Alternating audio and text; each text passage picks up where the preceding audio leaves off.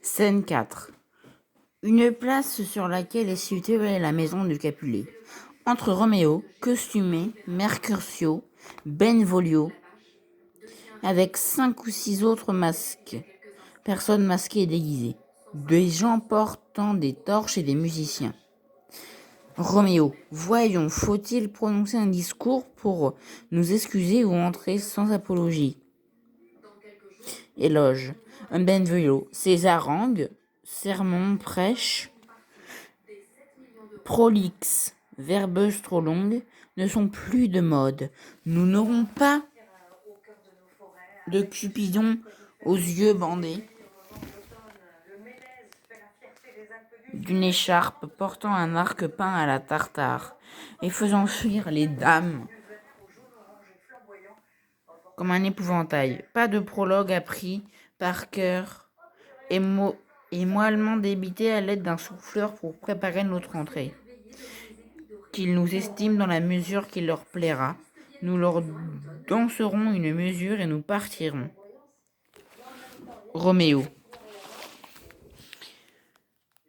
Qu'on me donne une torche. Je ne suis pas en train pour gambader. Sombre comme je suis, je veux porter la lumière. Mercutio. Ah, mon doux Roméo, nous voulions que nous vous dansiez. Roméo. Non, croyez-moi, vous avez tous la chaussure de balle et le talon léger. Moi, j'ai une âme de plomb qui me cloue au sol et m'ôte le talent de remuer. Mercutio.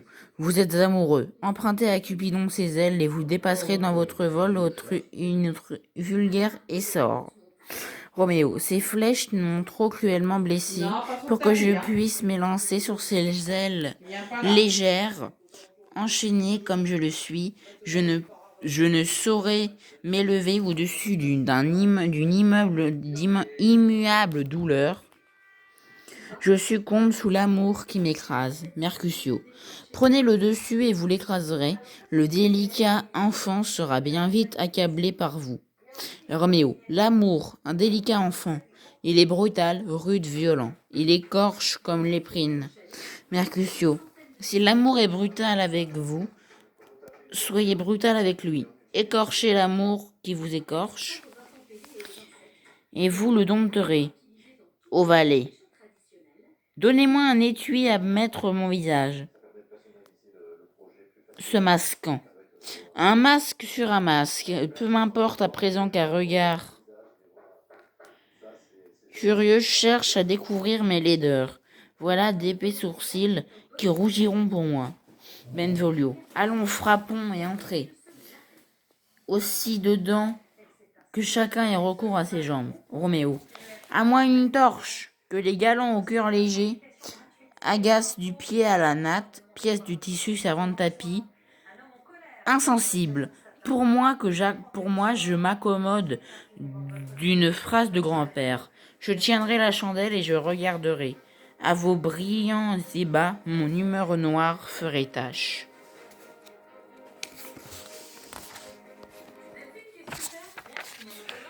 Mercutio. Ah. Bah, la nuit, tous les chats sont gris.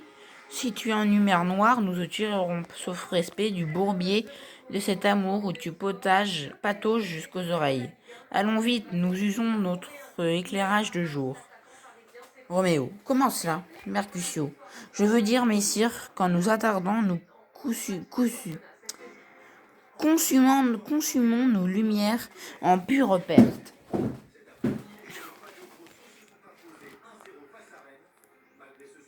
Comme des lampes en plein jour, ne tenez compte que de ma pensée. Notre mérite est 5 fois dans notre intention pour une fois qu'il est dans notre bel esprit. Roméo. En allant à cette mascarade, fête où les personnes sont masquées et costumées, nous avons bonne intention, mais il y a peu d'esprit à y aller. Mercutio. Peut-on demander pourquoi? Roméo. J'ai fait un rêve cette nuit. Mercutio. Et moi aussi. Roméo. Eh bien, qu'avez-vous rêvé? Mercutio. Que souvent les rêveurs sont mis dedans. Roméo. Oui, dans le lit où tout en dormant il rêve la vérité. Mercutio. Oh, je vois bien la reine Mab, fée dans le folklore irlandais, vous a fait visite. Elle est la, elle est la fée accoucheuse et elle arrive. Pas plus grande qu'une agate, pierre précieuse de différentes couleurs, à l'index d'un alderman, dignitaire de la cour royale, traîné par un attelage de petits atomes à travers le nez des hommes, qui gisent endormis. Le rayon des roues de son char sont faits de longues pattes de faucheux, animal de la famille des araignées. La capote d'ailes de sauterelle, les rênes de la plus fine toile d'araignée, les harnais d'humides rayons de lune, son fouet fait d'un os de griffon, chien de chasse, a pour cordre un fil de la Vierge. Son cocher est un petit coussin, variété de moustique, en livre-église, moins gros de moitié qu'une petite bête ronde, tirée avec une épingle du doigt paresseux d'une servante. Son chariot est une noisette vide taillée par le menuisier, écureuil ou par le vieux ciron, insecte minuscule. Carrossier immémorial des fées, c'est dans cet apparat qu'elle galope de nuit en nuit à travers les cerveaux des amants, qui alors rêvent d'amour sur les genoux des courtisans, qui rêvent aussitôt de courtoisie sur les doigts des gens de la loi, qui aussitôt rêvent d'honoraires sur les lèvres des dames, qui rêvent de baiser aussitôt. Ces lèvres mabes les criblent souvent d'ampoules. Irritées de ce que leur haleine est gâtée par quelques pommades, tantôt elles galopent sur le nez d'un solliciteur, et vite ils rêvent qu'ils flairent une place. Tantôt elles galopent sur le nez d'un solliciteur, et vite ils rêvent qu'ils flairent une place. Tantôt elle vient avec la queue d'un cochon de la dîme, taxe prélevée par le clergé, chatouiller la narine d'un curé endormi, et vite il rêve d'un autre bénéfice, bien rapporté par les terres d'un milieu religieux, abbaye, église. Tantôt elle passe sur le cou d'un soldat, et alors il rêve de gorges ennemies, coupées de brèches, d'embuscades, de lames espagnoles, de rasa profonde de 5 brasses, mesure de profondeur, 1,60 m environ.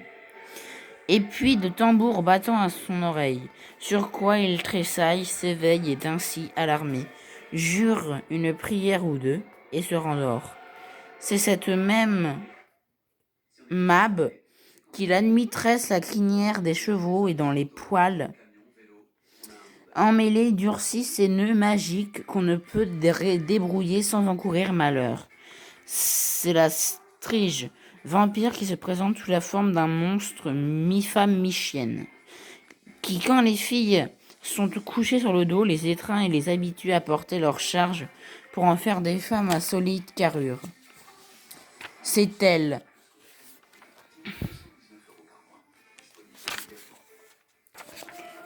Roméo. P. Mercutio. P. Tu nous parles de rien. Mercutio. En effet, je parle des rêves de ces enfants, d'un cerveau en délire que peut seul engendrer l'hallucination, aussi insubstantielle que l'air, et plus variable que le vent qui caresse en ce moment le sein glacé du nord, et qui tout à l'heure, s'échappant dans une bouffée de colère, va se tourner vers le midi encore humide de rosée. Benvolio.